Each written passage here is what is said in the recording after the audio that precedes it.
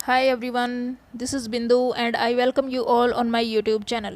सो आज के वीडियो में हम डिस्कस करेंगे DSSB TGT नेचुरल साइंस का प्रीवियस पेपर जो कि हुआ था सितंबर 2021 में। इससे पहले हम 6 वीडियोस बना चुके हैं और उसमें हम 60 क्वेश्चंस डिस्कस कर चुके हैं। आगे हम नेक्स्ट 10 क्वेश्चंस आज की वीडियो में हम डिस्कस करने वाले हैं विद सॉल्यूशन। अगर आप नए व्यूअर हैं, फर्स्ट टाइम मेरी वीडियोस देख रहे हैं, देन आप चैनल को सब्सक्राइब कर सकते हैं, लाइक कर सकते हैं और शेयर कर सकते हैं। चलिए आज की वीडियो शुरू करते हैं और देखते हैं हमारा फर्स्ट क्वेश्चन क्या होने वाला है। Our first question is which of the following is known as malarial parasite. Options are Plasmodium, Wuchereria, Taenia and Bunyaviridae. इनमें से हमें बताना है कि इनमें से कौन सा मलेरियल पैरासाइट है। इसका हमारा राइट ऑप्शन होने वाला है ऑप्शन नंबर ए, प्लाज्मोडियम। जो प्लाज्मोडियम है ये क्या है, is known as malarial parasite. Malarial parasites क्या होते हैं? Malarial parasites are the microorganism that belong to genus Plasmodium. जो प्लाज्मोडियम से बिलोंग करते हैं वो होते हैं हमारे malarial parasites. Now move to the next question. Our next question is which of the following part of living organism preferentially absorb UV rays and its high energy breaks the chemical bonds within these molecules। भी इनमें से living organism का कौन सा part है जो UV rays को absorb करता है और फिर क्या करता है, अब्जॉर्ब करने के बाद जो यूवी रेज से जो हाई एनर्जी होती है वो क्या कर देती है, केमिकल बॉन्ड्स को ब्रेक कर देती है। ऑप्शंस हमारे पास हैं DNA and protein, carbohydrate and chromosome, carbohydrate and protein और फोर्थ ऑप्शन है DNA एंड क्रोमोसोम। हमारा बॉडी का ऐसा कौन सा पार्ट है जो यूवी रेज को अब्जॉर्ब करता है, वो है हमारा DNA and protein. First option हमारा यहाँ पे क्या हो जाएगा, correct. UV rays are extremely harmful to living organism. Obviously हम सबको पता है कि यूवी रेज क्या है, हार्मफुल है हम सब के लिए। बिकॉज DNA ये हार्मफुल कैसे हैं वो जानो आप इसके बारे में। देखो, क्योंकि जो DNA और प्रोटीन है हमारी बॉडी के अंदर वो इन यूवी रेज को अब्जॉर्ब कर लेता है और फिर ये यूवी रेज में जो हाई एनर्जी होती है वो क्या कर देती है, जो केमिकल बॉन्ड है वो उन मॉलिक्यूल्स के अंदर उनको ब्रेक कर देती है और इस वजह से क्या होता है, skin aging, skin cell damage हो जाती हैं या फिर अदर टाइप की जो स्किन कैंसर हैं वो सब बीमारियां हो सकती हैं। इसका आंसर हमारे पास क्या होगा, DNA एंड प्रोटीन। चलिए अब नेक्स्ट क्वेश्चन देख लेते हैं।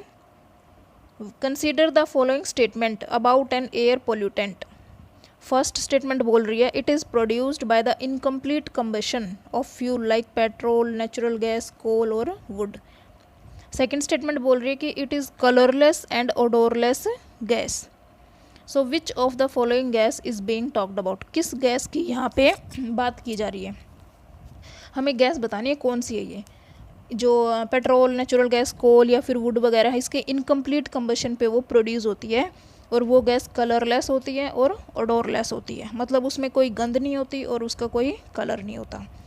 फर्स्ट ऑप्शन है SO2, सेकेंड ऑप्शन है NO2, थर्ड ऑप्शन है CO और फोर्थ ऑप्शन है CO2।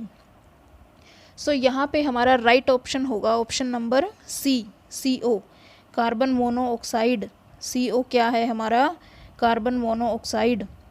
This is produced during incomplete combustion of fuel and it is odourless and colourless gas. This is carbon monoxide. चलिए next question अब देख लेते हैं। Mendel selected how many pairs of contrasting characters of pea plant for his experiment.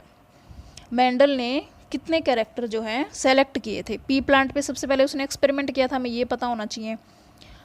उसने कितने character select किए अपने experiment में। उसने टोटल 7 कैरेक्टर्स क्या किए थे, उसने सेलेक्ट किए थे। ऑप्शन नंबर थर्ड हमारे पास यहाँ पे क्या हो जाएगा, करेक्ट हो जाएगा। वो कैरेक्टर्स कौन कौन से थे, चलिए थोड़ा सा उसके बारे में हम जान लेते हैं। Mendel selected 7 pair of contrasting character of P plants. Okay, 7 pair जो थे कंट्रास्टिंग कैरेक्टर्स वो उसने क्या किए थे, सेलेक्ट किए थे। कौन कौन से हैं वो characteristics. First one is P shape, second one is P colour, shape हो गया, कलर हो गया, पोड शेप हो गई, पोड कलर हो गया, फ्लावर कलर हो गया, प्लांट का साइज़ हो गया, और फिर पोजीशन ऑफ अ फ्लावर। ये सब इसने क्या किया था, कंट्रास्टिंग कैरेक्टर्स ये यहाँ से लेके चला था। शेप, कलर, फ्लावर का कलर, प्लांट का साइज़, जो पत्तियाँ उनकी पोजीशन, वो सब।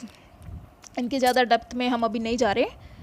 सो अभी के लिए आप इतना जान लो, ये उसने जो मेन उसके जो कैरेक्टरिस्टिक्स थे वो उसने सेलेक्ट किए थे। सो टोटल कितने कैरेक्टर्स मेंडल ने सेलेक्ट किए थे, वो थे 7 characters. Now move to the next question. Our next question is many invertebrates like planaria and vertebrates like lizard replace lost body part by regeneration, fragmentation, budding या फिर fission. जो invertebrates होते हैं लाइक प्लैनेरिया या फिर कुछ vertebrates हो गए जैसे लिजार्ड वगैरह, वो अपना जो लोस्ट बॉडी पार्ट है वो किस प्रोसेस से क्या करते हैं, रिप्लेस कर लेते हैं। जैसे कई बार हमने देखा होगा ना, छिपकली अपनी पूँछ छोड़ देती है, कई बार उसकी पूँछ टूट जाती है, अलग हो जाती है, सो बाद में वो रह जाती है। वो किस प्रोसेस से होता है, वो प्रोसेस होगी हमारी रीजनरेशन। फर्स्ट ऑप्शन यहाँ पे हमारा क्या हो जाएगा, करेक्ट वन। रीजनरेशन प्रोसेस से वो अपना जो लोस्ट बॉडी पार्ट है वो क्या करते हैं, रिप्लेस कर लेते हैं। चलिए नेक्स्ट क्वेश्चन अब देख लेते हैं। Leishmania is a parasitic protozoa which cause dash disease. Leishmania से कौन सी बीमारी होती है, ये पूछा है इसने। स्मॉल पॉक्स, डेंगू, काला आजार या फिर मलेरिया। सो लिशमैनिया से जो है हमारी काला आजार एक बीमारी होती है, वो होती है लिशमैनिया की वजह से। ये आपकी क्लास 9th में जो डिजीज़ वाला चैप्टर है वहाँ से क्वेश्चंस पूछा गया है। आपकी क्लास 9th की जो डिजीज़ वाला चैप्टर वहाँ से क्वेश्चन पूछा है इन्होंने। लिशमैनिया से कौन सी बीमारी होती है, काला आजार। तो चलिए नेक्स्ट क्वेश्चन अब देख लेते हैं। Biomagnification of which of the following can lead to disturbed calcium metabolism and ultimately thinning of egg shells of birds. First one है lead, second DDT, third zinc, fourth is mercury. इसने पूछा है भी जो बायोमैग्निफिकेशन, इनमें से किस element की बायोमैग्निफिकेशन से जो है कैल्शियम मेटाबॉलिज्म डिस्टर्ब होती है और जो अल्टीमेटली जो एग शेल्स होते हैं बर्ड्स के वो थिन होते जा रहे हैं, वो किसकी वजह से होते जा रहे हैं। सो सबसे पहले हमें यहाँ बायोमैग्निफिकेशन का मीनिंग पता होना चाहिए। बायोमैग्निफिकेशन क्या होती है। सो बायोमैग्निफिकेशन होती है कि जो it refers to increase in concentration of toxicant at successive trophic level. This is biomagnification. मतलब जैसे पानी वगैरह में हम ये केमिकल्स वगैरह मिला देते हैं तो उसकी कंसंट्रेशन इंक्रीज़ होती जाती है। जैसे पानी में हमने कुछ केमिकल्स मिला दिया, फाइटोप्लैंक्टॉन्स, जूप्लैंक्टॉन्स वो सब होते हैं, उनमें ट्रॉफिक लेवल एक क्रिएट होता है एक लेवल से दूसरे लेवल में, फिर वो एक दूसरे को खाते जाएंगे और जो वो केमिकल्स उनके अंदर चला गया उसकी कंसंट्रेशन बढ़ती जाती है सक्सेसिव ट्रॉपिक लेवल पे। इस चीज़ को बोलते हैं बायोमैग्निफिकेशन। सो ये किसकी वजह से ज़्यादा कैल्शियम मेटाबॉलिज्म वगैरह डिस्टर्ब होता है। सो इसका आंसर हमारे पास होगा DDT। DDT की वजह से क्या होता है, disturbed calcium metabolism and ultimately thinning of egg shells of birds. Now move to the next question. Which of the following statement is correct? First statement क्या बोल रही है, 42 pair of spinal nerve emerge from spinal cord. Second statement बोल रही है 21 pair of spinal nerve emerge from spinal cord. Third statement है 12 pair of cranial nerve emerge from brain. And fourth one is 32 pair of cranial nerve emerge from. पे हमारा कौन सा option correct होगा, यहाँ पे हमारा सी ऑप्शन करेक्ट होगा। 12 pair of cranial nerve emerge from brain. Brain से कितने क्रेनियल नर्व एमर्ज होती हैं, 12 पेयर्स। फोर्थ ऑप्शन गलत हो गया, 32 बोला इसने, और फर्स्ट और सेकंड भी गलत हैं। स्पाइनल कोर्ड से हमारी कितने pair of spinal nerve emerge होती हैं, 31 एमर्ज होती है स्पाइनल कोर्ड से। सो हमारा थर्ड ऑप्शन यहाँ पे क्या हो जाएगा, करेक्ट हो जाएगा। तो चलिए नेक्स्ट क्वेश्चन अब देख लेते हैं। How many enzymes are there in the pancreatic juice. Pancreatic juice में कितने एंजाइम होते हैं, 8, 6, 10 या फिर 3।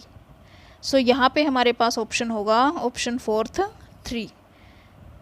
3 enzymes are present in pancreatic juice. Pancreatic juice में 3 एंजाइम प्रेजेंट होते हैं। Trypsin, amylase and lipase are the 3 enzymes that are present in pancreatic juice. तो चलिए लास्ट क्वेश्चन देख लेते हैं आज की वीडियो का हम। Which of the following crop is a major source of protein for energy requirement. इनमें से कौन सी क्रॉप है जो मेजर सोर्स है प्रोटीन का एनर्जी रिक्वायरमेंट के लिए, मेज, वीट, पिजन पी या फिर लिनसीड। सो यहाँ पे हमारा थर्ड ऑप्शन करेक्ट होगा, pigeon pea. Pigeon pea is a crop that is a major source of protein for energy requirement. So ये थे हमारे आज की वीडियो के कुछ 10 क्वेश्चंस। सो टोटल 70 क्वेश्चंस हम डिस्कस कर चुके हैं अब तक साइंस के। 20 क्वेश्चंस और रहते हैं, 90 क्वेश्चन साइंस के में देखने को मिलते हैं DSSB पार्ट 2 में सब्जेक्ट के, और 10 क्वेश्चंस हमारे टीचिंग मेथोडोलॉजी से रिलेटेड होते हैं। सो आई होप आपको ये क्वेश्चंस अच्छे से समझ आए होंगे। और जो भी बच्चे DSSB की तैयारी कर रहे हैं, उम्मीद है कि इस साल DSSB की वैकेंसीज देखने को मिले हमें। सो आप प्रीवियस पेपर ज़रूर देख के जाएँ और प्रैक्टिस करें। सो बेसिकली आपका NCERT है, आप NCERT अच्छे से पढ़ो, लाइन टू लाइन ध्यान से, और क्वेश्चंस भी आप लगाओ जैसे ये क्वेश्चंस हम डिस्कस करते जा रहे हैं, PYQs वगैरह। सो अगर आपको कोई डाउट है आप कमेंट सेक्शन में कमेंट करके पूछ सकते हो, और हम आगे आने वाले वीडियोस में ऐसे ही क्वेश्चंस और डिस्कस करते रहेंगे विद एक्सप्लेनेशन। सो मिलते हैं नेक्स्ट वीडियो में। Till then keep learning and bye bye, take care.